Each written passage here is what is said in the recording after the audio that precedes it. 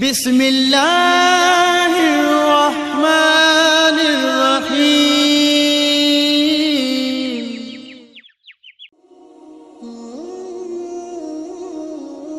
مرثد بن عبداللہ کہتے ہیں کہ جب ابو ایوب رضی اللہ تعالیٰ عنہ ہمارے پاس جہاد کے ارادے سے آئے، ان دنوں عقبہ بن عامر رضی اللہ تعالیٰ عنہ مصر کے حاکم تھے، تو عقبہ نے مغرب میں دیر کی۔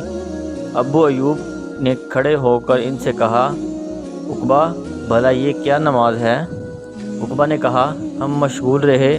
انہوں نے کہا، کیا آپ نے رسول اللہ صلی اللہ علیہ وآلہ وسلم کو یہ فرماتے نہیں سنا کہ میری امت ہمیشہ بھلائی یا فطرت پر رہے گی جب تک وہ مغرب میں اتنی تاخیر نہ کرے گی کہ ستارے چمکنے لگ جائیں؟